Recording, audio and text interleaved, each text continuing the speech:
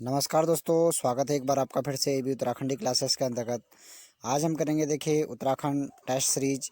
इसके अंतर्गत आपको 40 नंबर के उत्तराखंड और 20 नंबर की हिंदी और 40 नंबर का रीजनिंग सहित मिला के अन्य जीएस होगी। तो देखिए वर्तमान में इसी पर आधारित उत्तराखंड ग्रुप सी का एग्ज़ाम आ रहा है। तो निश्चित ही आप इस वीडियो को शुरू से लेकर अंत तक जरूर देखेंगे, जिससे कि आपको इससे फ़ायदा मिल सके। और देखिए पैटर्न पर आधारित पढ़ना बहुत ही इंपॉर्टेंट है दोस्तों, और इसी के अकॉर्डिंग आप तैयारी कीजिएगा। तो और अपने नंबर कितने आए 100 में से ये कमेंट बॉक्स में ज़रूर बताइएगा। मैं प्रत्येक क्वेश्चन के बाद आपको 5 सेकंड का समय दूंगा। तो चलते हैं अपनी पहले प्रश्न की ओर को। देखिए दोस्तों, तो पहला प्रश्न हमारा है, गौतम बुद्ध ने अपना प्रथम उपदेश, ठीक है, कहाँ दिया था? ठीक है, तो दोस्तों गौतम बुद्ध ने अपना प्रथम उपदेश पूछा गया।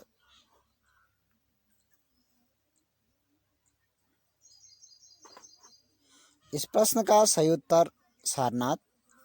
दूसरा प्रश्न हमारा है, अशोक के शिलालेखों की प्रयुक्त भाषा है। अशोक के शिलालेखों की प्रयुक्त भाषा है। तो दोस्तों इस प्रश्न का सही उत्तर प्राकृत भाषा में लिखे गए हैं उसके शिलालेख। अगला प्रश्न है, निम्न में से किस राजवंश के अंतर्गत बिजारत का चरमोत्कर्ष हुआ? ठीक है, बिजारत का चरमोत्कर्ष हुआ। तो दोस्तों तुगलक वंश के अंतर्गत बिजारत का चरमोत्कर्ष हुआ था। अगला प्रश्न हमारा है, ब्रिटिश सरकार ने भारत में स्थायी बंदोबस्त कब लागू किया गया था? यानी कि स्थायी बंदोबस्त कब से शुरू किया गया था? तो दोस्तों इस प्रश्न का सही उत्तर 1793, ऑप्शन ए सही। अगला प्रश्न हमारा है, गुलामगिरी के लेखक कौन है? यानी कि गुलामगिरी नामक पुस्तक किसने लिखी है? तो दोस्तों इस प्रश्न का सही उत्तर ज्योतिबा फुले। अगला प्रश्न हमारा है, संविधान का प्रथम अधिवेशन कहाँ हुआ था? संविधान का प्रथम अधिवेशन कहाँ हुआ था? जी हाँ दोस्तों, इस प्रश्न का सही उत्तर दिल्ली। देखिए दिल्ली में स्थित चैम्बर भवन में संविधान का प्रथम अधिवेशन 9 दिसंबर 1946 को हुआ था। अगला प्रश्न हमारा दोस्तों,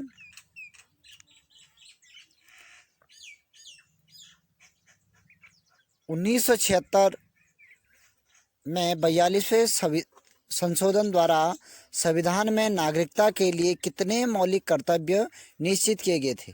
नागरिकों के लिए कितने मौलिक कर्तव्य निश्चित किए गए थे?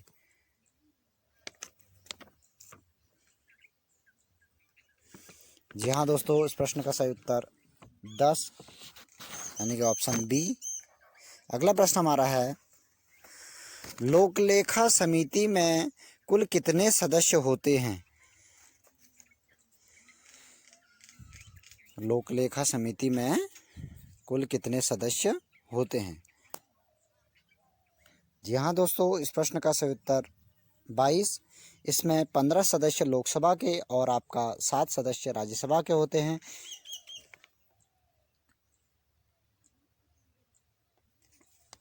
जी हाँ दोस्तों, अगला प्रश्न 9वां प्रश्न हमारा है, भारत में प्रत्यक्ष लोकतंत्र का उदाहरण क्या है?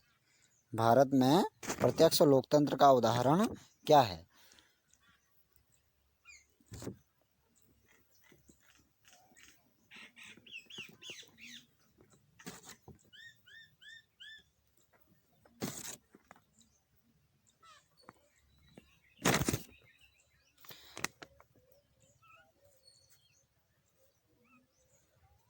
जी हाँ दोस्तों, इस प्रश्न का जो सही उत्तर है वह है ग्राम सभा। भारत में प्रत्यक्ष लोकतंत्र का उदाहरण क्या है? आपका ग्राम सभा। इसके अंतर्गत देखिए हम सभी लोग मत देते हैं, यानी कि वोट देते हैं। अगला प्रश्न 10वां हमारा है, भारत में सर्वप्रथम पत्र मुद्रा का चलन कब से प्रारंभ हुआ था? भारत में सर्वप्रथम पत्र मुद्रा का चलन कब से प्रारंभ हुआ था? जी हाँ दोस्तों, 4 ऑप्शन आपके सामने हैं। तो इस प्रश्न का जो सही उत्तर है वो है ऑप्शन नंबर डी। सन 1806 में भारत में सबसे पहले पत्र मुद्रा का प्रचलन हुआ था। अगला प्रश्न हमारा है, दलाल स्ट्रीट कहाँ स्थित है? दलाल स्ट्रीट कहाँ स्थित है? जी हाँ दोस्तों, जो दलाल स्ट्रीट है वो हमारी मुंबई में स्थित है, ऑप्शन नंबर सी। जी हाँ दोस्तों, अगले प्रश्न यानी कि 12वें प्रश्न की ओर को चलते हैं। तो जो 12वां प्रश्न हमारा है, निम्नलिखित में से कौन सा सार्वजनिक क्षेत्र का उपक्रम नहीं है? निम्नलिखित में से कौन सा सार्वजनिक क्षेत्र का उपक्रम नहीं है? तो 4 ऑप्शन आपके सामने हैं।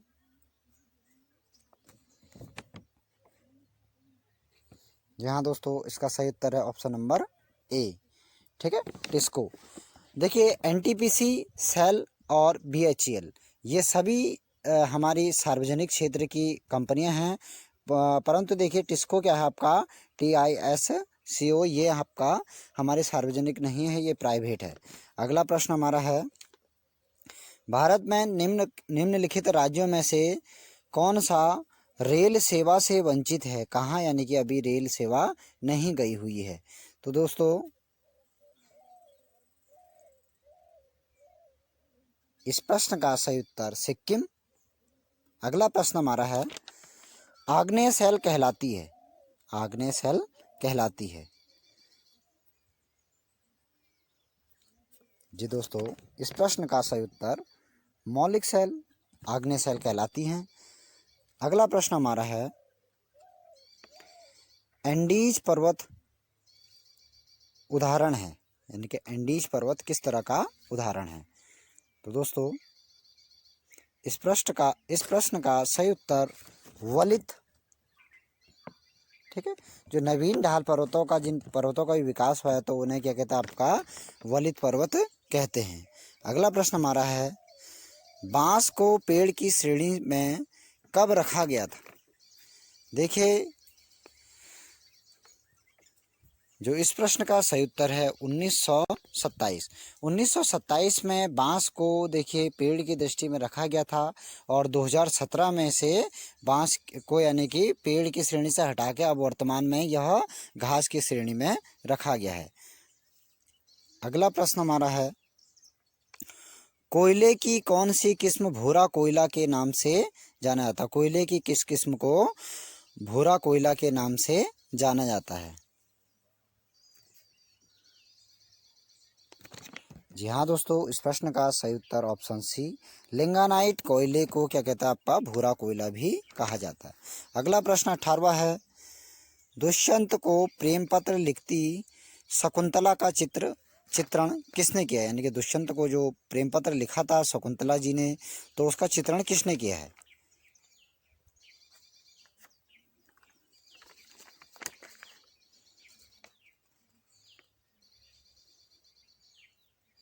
जी हाँ दोस्तों, इस प्रश्न का सही उत्तर ऑप्शन डी, राजा रवि वर्मा।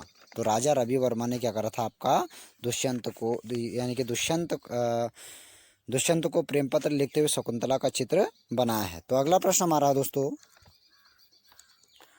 डाक विभाग की स्थापना कब हुई थी? देखिए, भारतीय के अंतर्गत यानी कि भारत के अंतर्गत डाक विभाग की स्थापना कब हुई थी? यहाँ दोस्तों इस प्रश्न का उत्तर ए, 1854 में डलहौजी के टाइम पे डाक टिकट भी जारी हुआ था, और डाक विभाग की स्थापना भी हुई थी भारत के अंतर्गत। अगला प्रश्न हमारा है, निम्नलिखित में से समय का मात्रक नहीं है? निम्नलिखित में से समय का मात्रक नहीं है। यहाँ दोस्तों इस प्रश्न का सही उत्तर प्रकाश वर्ष। प्रकाश वर्ष किसका मात्रक होता है दोस्तों? ये दूरी का मात्रक होता है। अगला प्रश्न हमारा है, एक मनुष्य का तापमान 60 डिग्री सेल्सियस हो तो फ़ारेनहाइट यानी कि फ़ारेनहाइट में उसका तापमान क्या होगा? फ़ारेनहाइट में उसका तापमान बताना है। ठीक है, सेल्सियस पैमाने पर उसका तापमान क्या है दोस्तों? 60 डिग्री सेल्सियस है। तो दोस्तों जो ये फार्मूला है, उस फार्मूले के आधार पर देखिए, जो फार्मूले से हम इसको सॉल्व कर सकते हैं। तो जो इसका फार्मूला मैं आपके सामने लिख रहा हूँ, देखिए, हालांकि कितने ही छात्रों को ये आता भी होगा। तो देखिए x माइनस 32 बट्टा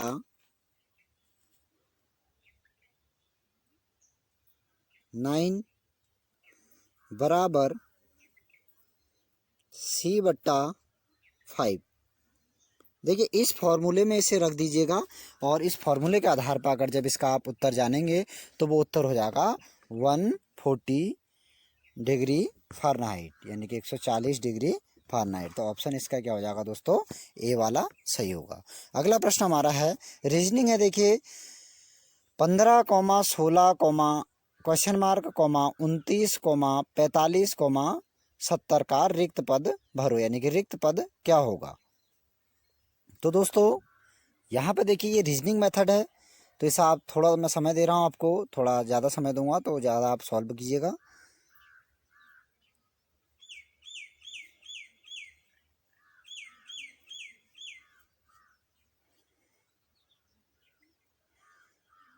जी हाँ दोस्तों, निश्चित ही आप लोगों ने किसी ने सॉल्व कर लिया होगा। तो देखिए ये 16 और 15 के बीच में कितने का गैप है, 1 का गैप है। उसके बाद देखिए यानी कि क्वेश्चन मार्क है, इसके बीच का गैप बंद है और इसके बीच का गैप बंद है। तो देखिए 29 और 45 के बीच में कितने का गैप है दोस्तों, यहाँ पे 16 का गैप है। और 45 और 70 के बीच में कितने का गैप है दोस्तों, 45 में से अगर हम 70 को माइनस करेंगे तो ये कितना हो जाएगा दोस्तों, 25 का गैप होगा।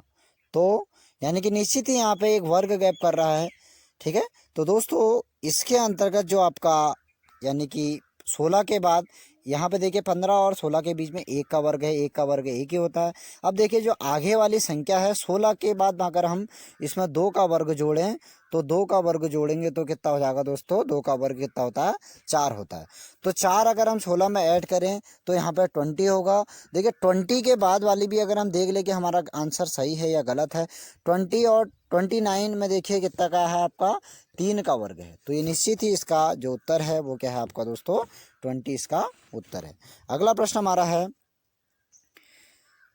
ध्वनि तरंगे नहीं चल सकती है, ध्वनि तरंगे कहाँ नहीं चल सकती है। तो दोस्तों निर्वात में ध्वनि तरंगे नहीं चलती, यानी कि जहाँ वायुमंडल नहीं हो वहाँ आवाज़ें नहीं होती है, यानी कि नहीं जा पाती है। अगला प्रश्न हमारा है देखिए रीजनिंग का प्रश्न है कब अनुपात समय, यानी कि कब का अर्थ क्या होता है आपका, कब का आशय किससे होता है, समय से होता है। समानुपात कहाँ का अर्थ किससे होगा, ठीक है, समानुपात का अर्थ यानी कि बराबर, ठीक है। तो कहाँ, देखिए तो इस प्रश्न का सही उत्तर क्या हो जाएगा, कहाँ का अर्थ क्या होता है, जगह, ठीक है। कब का अर्थ क्या होता है, समय, कब का अर्थ मतलब मैंने एक टाइम का बोध कराया, और कहाँ का अर्थ क्या हो जाएगा दोस्तों, जगह से हो जाएगा। तो चलते हैं अगले प्रश्न की ओर को। अगला प्रश्न हमारा है हवाई जहाज का आविष्कार किसने किया था, यानी कि जो हवाई जहाज है वो किसने बनाया था।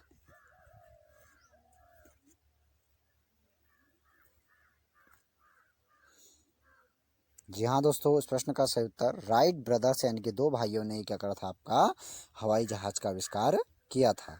अगला प्रश्न हमारा 26वां प्रश्न है 5वीं पीढ़ी के कंप्यूटरों में क्या उपलब्ध नहीं है, 5वीं पीढ़ी के कंप्यूटरों में क्या उपलब्ध उपलब्ध नहीं है। देखिए वर्तमान में कंप्यूटर की 5वीं पीढ़ी चल रही है, तो इस पीढ़ी में क्या नहीं है उपस्थित, यानी कि अब क्या नहीं बचा है कह रहे हैं।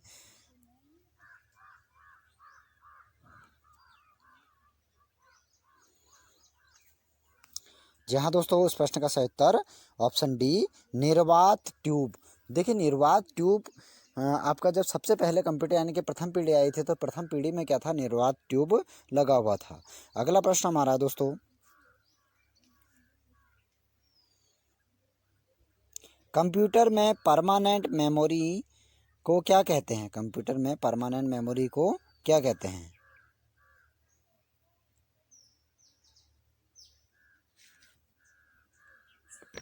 जी हाँ दोस्तों, इस प्रश्न का सही उत्तर रोम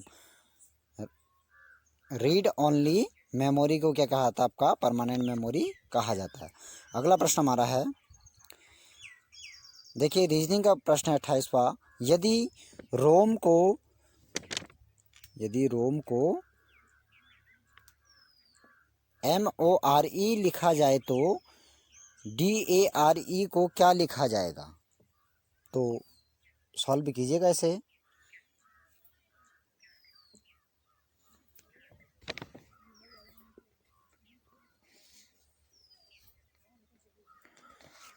जी हाँ दोस्तों, जो इसका सॉल्व बनता है रीजनिंग मेथड के आधार पर, देखिए आप क्या करें, ROME लिख दीजिए। ठीक है। इसके बाद देखिए जस्ट इसके बाद यानी कि क्या उसका परिवर्तन हो रहा है, तो परिवर्तन में क्या है आपका M है। M के बाद आपका क्या होगा दोस्तों, M के बाद क्या कर रहा है, O लिख रहा है। O के बाद क्या कर रहा है आपका R लिख रहा है। और R के बाद क्या कर रहा है आपका E लिख रहा है। तो देखिए अंतिम में परिवर्तन नहीं है। ठीक है, अंतिम और सेकंड लाइन में परिवर्तन नहीं है। तो इसके बाद इसने कहा किसको है, देखिए दोस्तों, उसके बाद आपका इसने हमें बताना किसको है, बताना हमें है DARE को, DARE को। ठीक है दोस्तों, तो DARE को देखिए इसने क्या कर रखा था, R को थर्ड पोजीशन में लेके गया, R को थर्ड पोजीशन में लेके जाएंगे यहाँ पे। ठीक है, यहाँ पे R लिख देंगे। और देखिए E का कोई परिवर्तन नहीं था, E यहाँ पे ऐसी का ऐसी रहेगा। फिर उसके बाद देखिए R के बाद ये R आप O क्या था आपका, यानी कि सेकंड रो वाला कितना था, सेकंड रो वाला सेकंड रो ही में ही था, तो A यहीं पे रहेगा। और यहाँ पर थर्ड वाला क्या था आपका, ये प्रथम स्थान पर जा रखा था, देखिए M पहले स्थान पर जा रखा है, तो यहाँ पे R हो जाएगा। तो ये क्या हो जाएगा, RARE।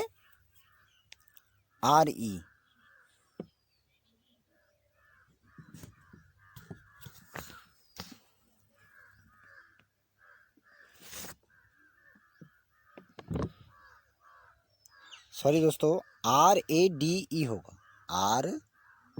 ठीक है, मैंने आप मिस्टेक हो गया था, RAD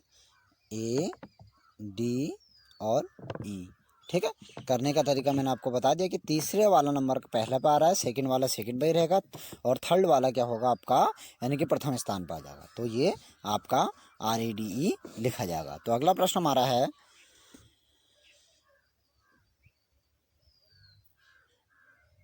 विघटन नाभिक यानी कि रेडियोधर्मी वस्तुओं को किससे बने पात्र में रखना चाहिए, विघटन नाभिक।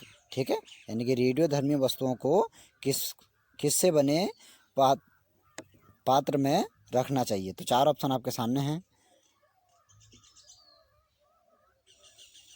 जी हाँ दोस्तों, इस प्रश्न का सही उत्तर PV यानी कि शीशे में उन्हें रखना चाहिए। अगला प्रश्न हमारा है, दिए गए विकल्पों में से गलत युग्म है। रीजनिंग का प्रश्न देखिए, दिए गए युग्म में से कौन सा गलत है।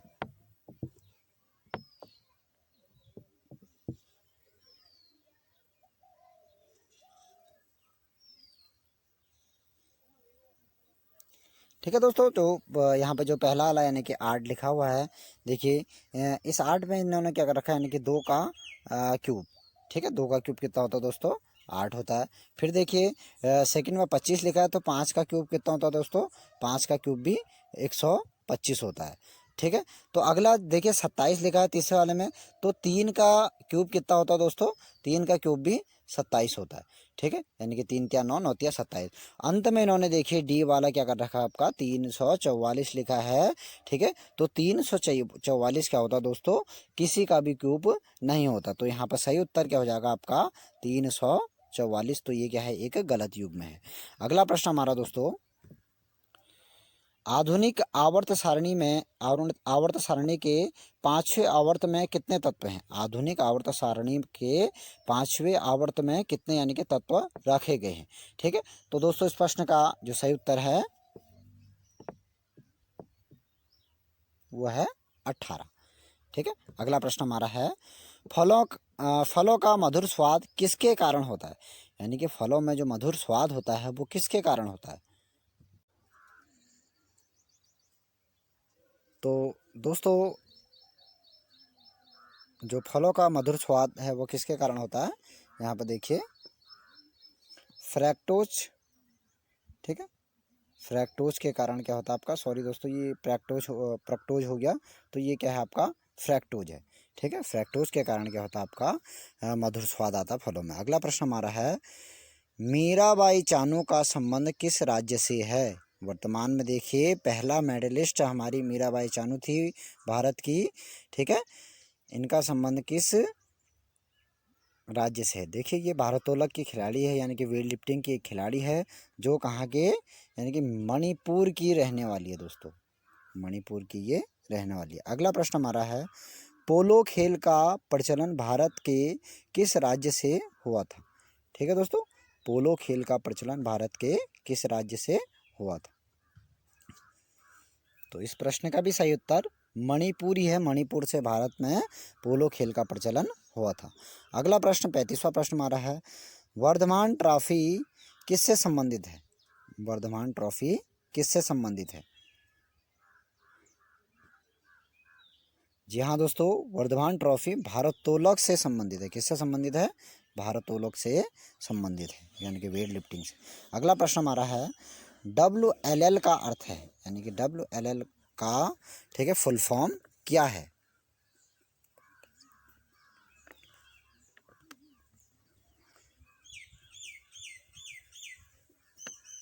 जी हाँ दोस्तों, इसकी जो फुल फॉर्म है वो है wireless in local loop, wireless in local loop. अगला प्रश्न हमारा दोस्तों, टोक्यो ओलंपिक में पहला स्वर्ण पदक किसने जीता। ठीक है दोस्तों, वर्तमान में चल रहे टोक्यो ओलंपिक, ठीक है, जो आपका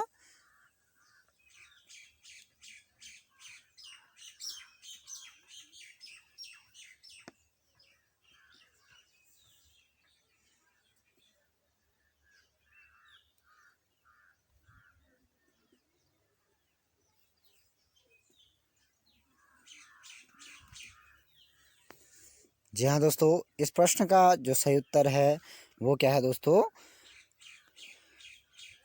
यांग कियान ने क्या करा था आपका पहला गोल्ड मेडल जीता था। ये 10 मीटर, देखिए शूटिंग की खिलाड़ी है, यानी कि 10 मीटर एयरलाइंस में इसने क्या जीता था, ये स्वर्ण पदक जीता था। यह चीन की है देखिए।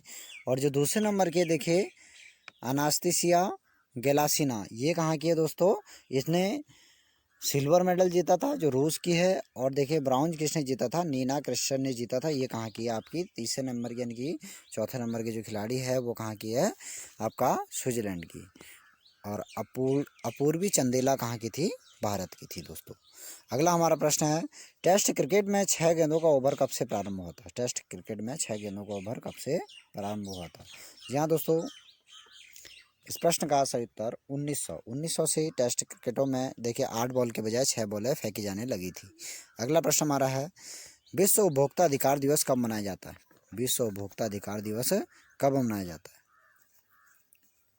तो दोस्तों 15 मार्च को क्या बनाया जाता है, विश्व उपभोक्ता अधिकार दिवस मनाया जाता है। अगला प्रश्न हमारा है, अर्थशास्त्र के क्षेत्र में नोबेल कब से प्रदान किए जाते हैं, यानी कि कब से दिए जाते हैं। ठीक है दोस्तों, तो जो इस प्रश्न का सही उत्तर है वो है ऑप्शन डी, 1969 से यह पुरस्कार दिए जाते हैं।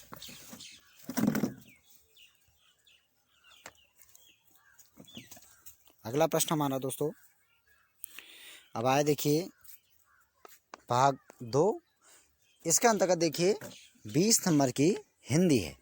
तो दोस्तों हिंदी का जो पहला प्रश्न हमारा है वो है, निम्नलिखित में से अल्प प्राण वर्ण कौन से होते हैं। देखिए हिंदी में अल्प प्राण और महाप्राण 2 वर्ण होते हैं, यानी कि 2 श्रेणियाँ इनकी होती है। तो अल्प प्राण का अर्थ हुआ कम हवा निकलना, और महाप्राण का अर्थ हुआ अधिक हवा निकलना।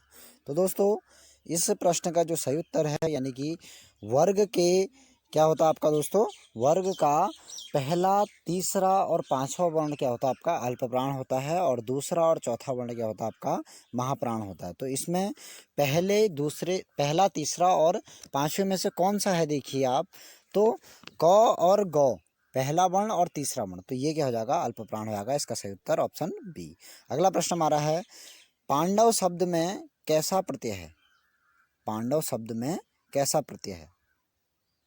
ठीक है दोस्तों, तो पांडव क्या है देखिए, देखिए जो हमारे प्रत्यय होते हैं वो कितने प्रकार के होते हैं? कृत प्रत्यय और तद्धित प्रत्यय। कृत प्रत्यय किसे कहा जाता है? क्रिया पर आधारित जो प्रत्यय होते हैं, ठीक है, जो यानी कि धातु से मिलकर बने होते हैं, उन्हें क्या कहते हैं? कृत प्रत्यय कहते हैं। और देखिए, और जो उससे हटके होते हैं उसे क्या कहते हैं? आपका तद्धित कहते हैं। तो ये क्या है आपका, क्या हो जाएगा दोस्तों? कृत प्रत्यय एक क्या हो जाएगा?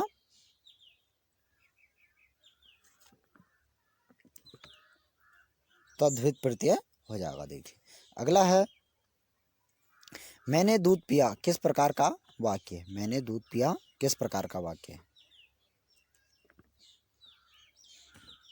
जी हाँ दोस्तों, इस प्रश्न का उत्तर विधानवाचक होगा। अगला प्रश्न हमारा है, कौन सा स्त्रीलिंग है? इन शब्दों में से कौन सा स्त्रीलिंग है? तो इस प्रश्न का सही उत्तर सूचना एक स्त्रीलिंग शब्द है। सूचना आ गई कहते हैं। देखिए अगला 45वां है, नवोड़ा का संधि विच्छेद है। नवोड़ा का संधि विच्छेद क्या होगा? तो इस प्रश्न का सही उत्तर नवधन उड़ा, यानी कि ऑप्शन नंबर बी सही होगा। अगला प्रश्न हमारा दोस्तों, महाजन शब्द में समास है।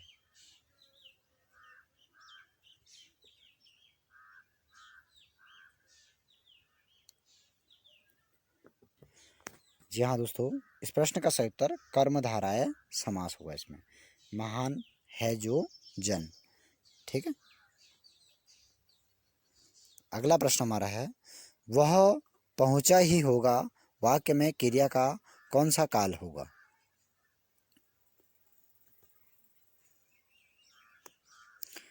जी हाँ दोस्तों, इस प्रश्न का सही उत्तर क्या होगा? आसन्न भूत, ठीक है। अगला, निम्नलिखित में से एक वर का अनेकार्थी नहीं है। वर का क्या है? अनेकार्थी नहीं है। इस प्रश्न का सही उत्तर स्वर्ण होगा। देखिए, वर का वरदान भी होता है, पति भी होता है और श्रेष्ठ भी होता है, परंतु इसका स्वर्ण अनेकार्थी शब्द नहीं होता। अगला प्रश्न हमारा दोस्तों, विग्रह का विलोम शब्द है।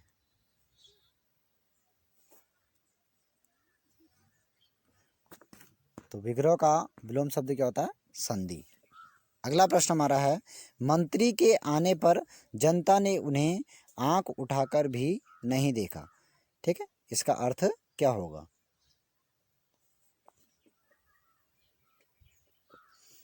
जी हाँ दोस्तों, इस प्रश्न का सही उत्तर ध्यान तक ना देना, यानी कि मंत्री के आने पर उन्होंने उसे आंख उठाकर भी नहीं देखा, तो उसके तरफ को ध्यान भी नहीं दिया। अगला प्रश्न हमारा है, शुद्ध वर्तनी वाला शब्द है। इनमें से शुद्ध वर्तनी वाला शब्द कौन सा है?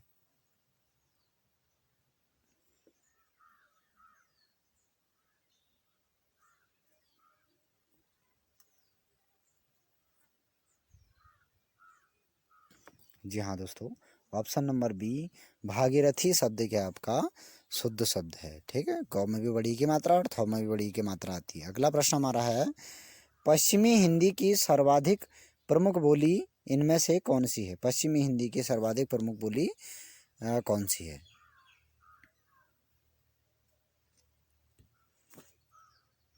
जी हाँ दोस्तों, इस प्रश्न का सही उत्तर क्या हो जाएगा? ब्रज भाषा। अगला प्रश्न हमारा है, गुरु के समीप रहकर अध्ययन करने वाले के लिए एक शब्द क्या होगा? गुरु के समीप रहकर अध्ययन करने वाला के लिए एक शब्द क्या होगा? तो उसे क्या कहेंगे दोस्तों? अंतेवासी कहेंगे। अगला प्रश्न हमारा दोस्तों, चरण चरण चोट चटकत चकोट, चरण चोट चटकत चकोट, अरि उपसिर बज्जत में कौन सा अलंकार है?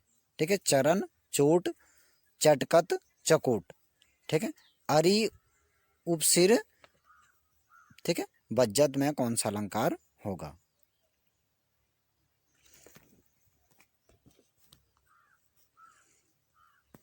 जी हाँ दोस्तों, इस प्रश्न में क्या होता है आपका? ब्रंत्यानुप्रास, यानी कि यहाँ पे देखिए अनुप्रास है, ब्रंत्यानुप्रास, इसमें क्या होगा? अलंकार होगा, ठीक है। तो यहाँ पे ऑप्शन बी इसका सही उत्तर होगा। अगला प्रश्न हमारा है, वह नौकरी नहीं आया वाक्य में वह कौन सा विशेषण है?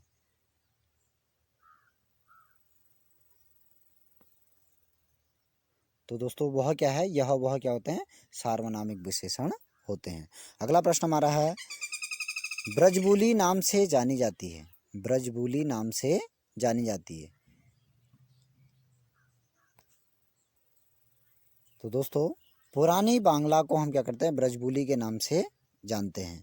अगला प्रश्न हमारा है, किस तिथि को हिंदी को राजभाषा बनाने का निर्णय लिया गया था, किस तिथि को हिंदी को राजभाषा बनाने का निर्णय लिया गया था।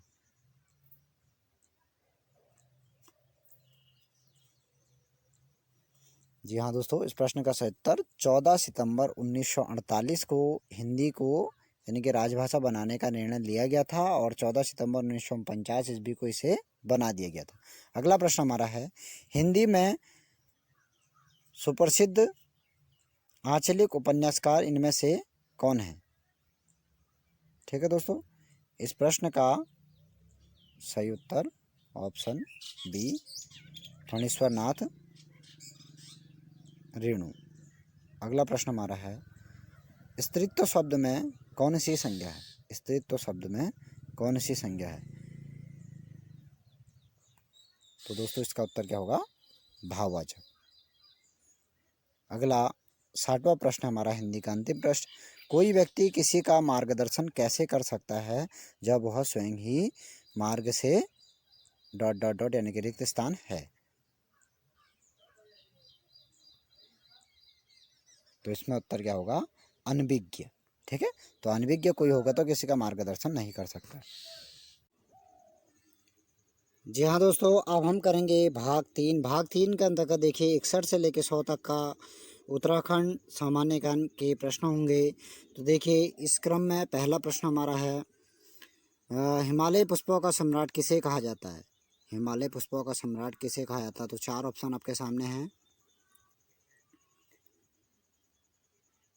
जी हाँ दोस्तों, फैन कमल को हिमालय पुष्पों का सम्राट कहा जाता है और फैन कमल एक ब्रह्म कमल की सबसे ज़्यादा पाई जाने वाली उत्तराखंड में प्रजाति है।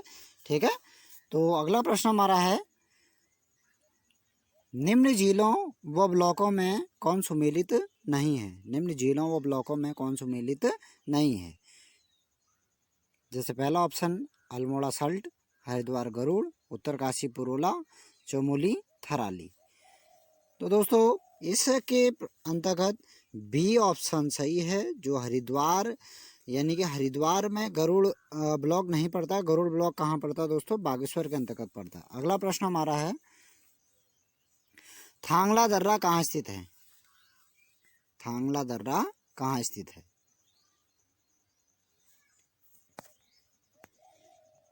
इस प्रश्न का सही उत्तर उत्तरकाशी, उत्तरकाशी में थांगला दर्रा स्थित है।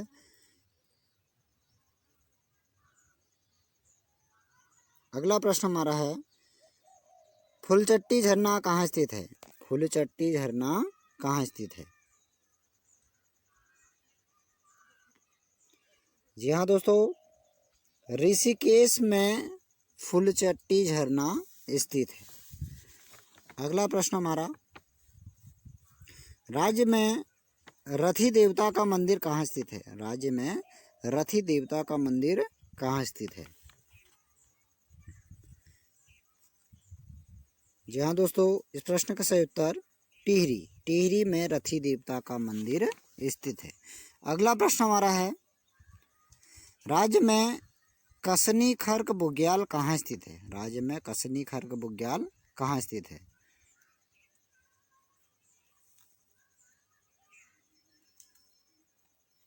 जी हाँ दोस्तों, रुद्रप्रयाग में कसनी खर्क बुग्याल स्थित है।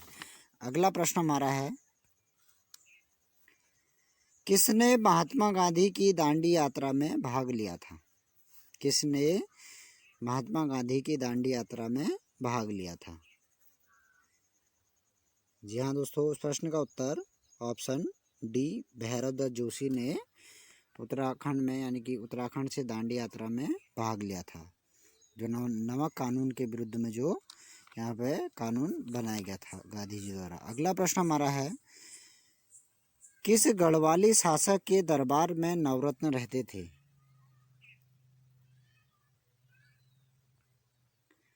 जी हाँ दोस्तों, इस प्रश्न का उत्तर फतेह शाह, फतेह शाह के दरबार में नवरत्न रहते थे, इसीलिए इसे गढ़वाल का अकबर नाम से भी जाना जाता है। अगला प्रश्न हमारा है, चैतू तथा माणुक नामक चित्रकार को किस राजा ने अपने दरबार में आश्रय दिया था, यानी कि किसके दरबार में चैतू और माणुक नामक चित्रकार रहते थे। जी हाँ दोस्तों, इस प्रश्न का सही उत्तर सुदर्शन शाह के दरबार में चैतू और माणुक दो चित्रकार रहते थे। अगला प्रश्न है, राज्य में बाढ़ आने का प्रमुख कारण क्या है। राज्य में जो अक्सर बाढ़ आते रहते हैं, बाढ़, ठीक है, तो इसका प्रमुख कारण क्या है। जी हाँ दोस्तों, इस प्रश्न का उत्तर ऑप्शन डी, ठीक है, ऑप्शन डी का यहाँ पर आशय यह है कि भूस्खलन और अतिवृष्टि के कारण यहाँ क्या आती है, आपका अक्सर बाढ़ आते रहते हैं। अगला, 2021 में कुंभ मेला कब से प्रारंभ हुआ था, कब से शुरू हुआ था। जी हाँ दोस्तों, इस प्रश्न का जो सही उत्तर है वह है 14 जनवरी। 14 जनवरी से 28 अप्रैल तक का कुंभ मेला लगा था। अगला प्रश्न हमारा है, रुड़की IIT का नाम कब Thomson college of civil engineering रखा गया था। Thomson college of civil engineering रखा गया था। जी हाँ दोस्तों, इस प्रश्न का उत्तर सन 1854 में इसका नाम क्या होता है, आपका Thomson college of civil engineering रखा गया था और इस कॉलेज की स्थापना 1847 में हुई थी। अगला प्रश्न है, आधुनिक रानीखेत की स्थापना हेनरी रैमजे ने कब की थी। इस प्रश्न का सही उत्तर सन 1869 में आधुनिक रानीखेत की स्थापना हेनरी रैमजे ने की थी। अगला प्रश्न हमारा है, कुमाऊं रेजिमेंट के नाम पर डाक टिकट कब जारी किया गया था।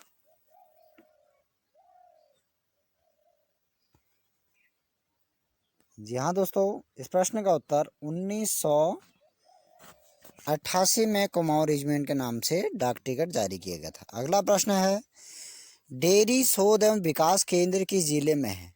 डेयरी शोध एवं विकास केंद्र किस जिले में है। इस प्रश्न का उत्तर ऑप्शन सी, नैनीताल में डेयरी शोध एवं विकास केंद्र स्थित है, जिले में। अगला, राजभवन नैनीताल का डिजाइन किसने बनाया था। राजभवन नैनीताल का डिजाइन किसने बनाया था। जी हाँ दोस्तों, इस प्रश्न का उत्तर स्टीवंस और ऑरेटर ने इसका डिजाइन बनाया था। अगला प्रश्न है, राज्य में राजा रानी गुफा कहाँ स्थित है।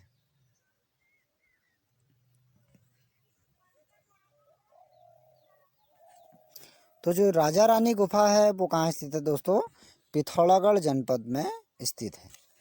अगला प्रश्न हमारा है, राज्य में हथछीना जलाशय कहाँ स्थित है। हथछीना जलाशय कहाँ स्थित है।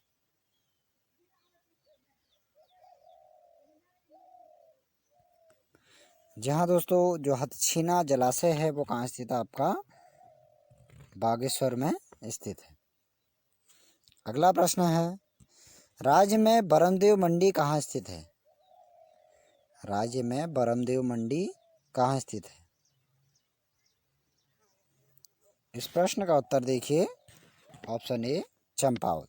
देखिए, बरमदेव मंडी के पास क्या होता है, आपका टनकपुर में, यानी कि जो टनकपुर के पास में स्थित है, यहाँ से हमारे यहाँ काली नदी राज्य से बाहर हो जाती है। अगला प्रश्न हमारा है, राज्य के किस क्षेत्र को उज्जैनी नगरी भी कहा जाता है।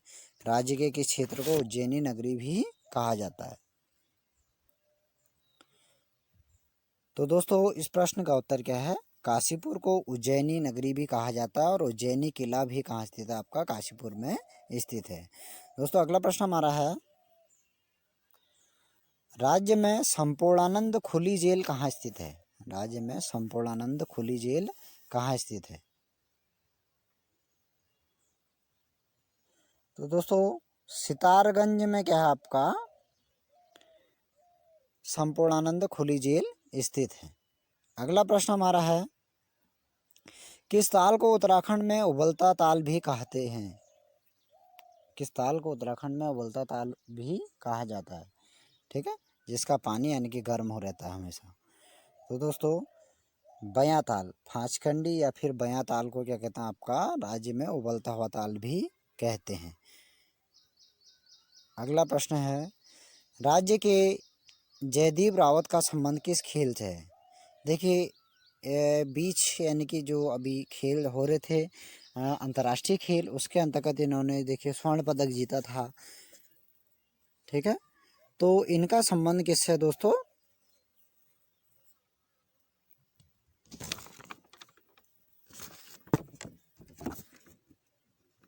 बॉक्सिंग से इनका संबंध है। ऑप्शन ए इसका सही उत्तर रहेगा।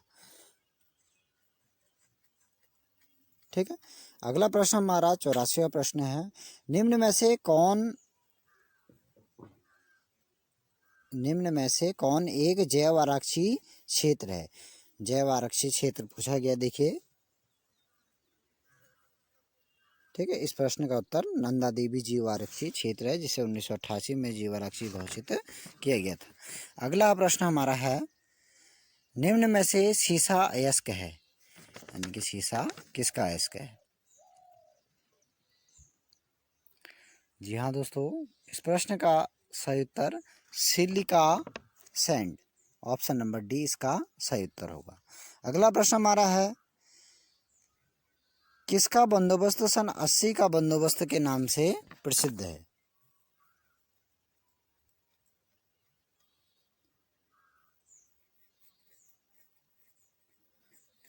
जी हाँ दोस्तों, यहाँ पर ट्रेल का बंदोबस्त सन 80 के बंदोबस्त के नाम से प्रसिद्ध है। दोस्तों, ये 1823 ईस्वी में बंदोबस्त हुआ था, और हमारी यानी कि जो आपका शक संबंध है उसके आधार पर ये डेट कौन सी थी आपका? सन 1880 थी। तो तभी इसको क्या कह दिया गया? सन 1880 का बंदोबस्त, यानी कि 80 का बंदोबस्त कह दिया गया। अगर 20 साला बंदोबस्त अगर कभी क्वेश्चन आए तो दोस्तों 20 साला बंदोबस्त का किसका है आपका? बेंकेट का है। बेकेट के बंदोबस्त को 20 साल का बंदोबस्त कहा जाता है। अगला प्रश्न हमारा है,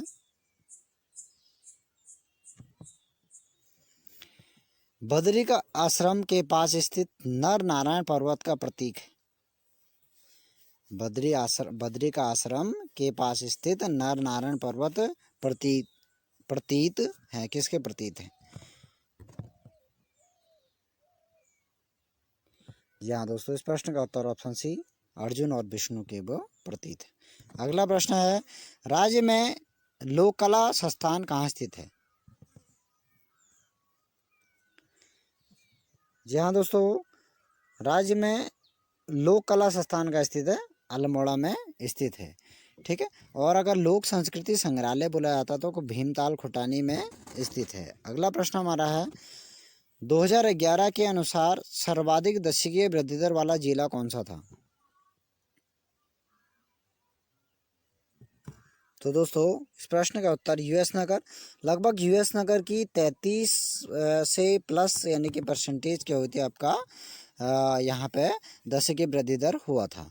अगला प्रश्न हमारा है, जौनसारी लोगों में राजनीतिक जागरूकता का जनक माना जाता है? जौनसारी लोगों में राजनीतिक जागरूकता का जनक किसे माना जाता है? तो दोस्तों, इस प्रश्न का उत्तर क्या है आपका? ऑप्शन डी गुलाब सिंह को राजनीतिक जागरूकता का जनक जौनसार क्षेत्र में माना जाता है। अगला प्रश्न हमारा है, राज्य स्तरीय ऊर्जा पार्क कहाँ स्थित है? ठीक है, तो राज्य स्तरीय जो ऊर्जा पार्क है वो कहाँ स्थित है दोस्तों? देहरादून जनपद में राज्य स्तरीय ऊर्जा पार्क स्थित है। देखिए, अगला प्रश्न हमारा है, निम्न उद्योगों व स्थान में कौन सुमेलित नहीं है? निम्न उद्योगों व स्थान में कौन सुमेलित नहीं है? जैसे इसमें पहला है ऊनी वस्त्र उद्योग नैनीताल, ताम्र उद्योग अल्मोड़ा, कालीन उद्योग पिथौरागढ़, कत्था उद्योग देहरादून। तो इसका सही उत्तर क्या रहेगा दोस्तों? ऑप्शन नंबर डी, कत्था उद्योग कहाँ स्थित है? हल्द्वानी में स्थित है। ठीक है, तो यहाँ पे इसका ये गलत युग्म। अगला प्रश्न हमारा है, राज्य में अटल आयुष्मान उत्तराखंड योजना लागू किया गया था। अटल आयुष्मान योजना को कब राज्य में लागू किया गया था? तो दोस्तों इस प्रश्न का सही उत्तर 2018। 2018 में अटल आयुष्मान उत्तराखंड योजना शुरू की गई थी। अगला प्रश्न हमारा है, गुरुकुल कांगड़ी विद्यालय की स्थापना स्वामी श्रद्धानंद ने हरिद्वार में कब की थी? ठीक है, तो दोस्तों जो स्वामी श्रद्धानंद ने इसकी स्थापना की थी वो कब की थी? 1902 ईस्वी में की थी। अगला प्रश्न दोस्तों, विवेकानंद पर्वतीय कृषि अनुसंधान संस्थान कहाँ स्थित है? विवेकानंद पर्वतीय कृषि अनुसंधान संस्थान कहाँ स्थित है? जी हाँ दोस्तों, इस प्रश्न का सही उत्तर अल्मोड़ा में ये स्थित है। अगला प्रश्न हमारा है, कुषाणकालीन मुद्राएं कहाँ से मिली है? राज्य में कुषाणकालीन मुद्राएं कहाँ से मिली है? तो जो कुषाणकालीन मुद्राएं हैं दोस्तों वो कहाँ से मिली है? मुनि की रेती से मिली है। ऑप्शन नंबर ए सही। अगला हमारा प्रश्न है, राज्य में महादेवी वर्मा संग्रहालय कहाँ स्थित है? राज्य में महादेवी वर्मा संग्रहालय कहाँ स्थित है?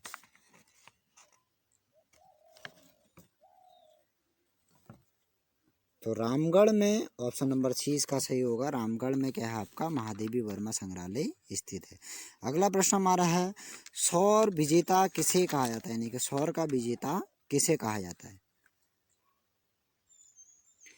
देखो, सर्वप्रथम जो सौर विजेता कहा जाता है वो किसको कहा जाता है? गरुड़ चंद्र को कहा जाता है।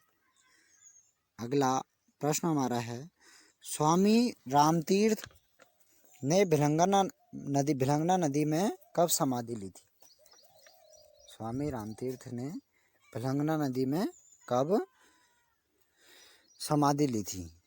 तो दोस्तों वर्ष सन 1906 ईस्वी में क्या होता है आपका? स्वामी रामतीर्थ ने भिलंगना नदी में समाधि ले ली थी। अगला देखिए, इस टेस्ट सीरीज का अंतिम प्रश्न जो है, राज्य में ड्रोन रिसर्च सेंटर कहाँ स्थापित किया गया है?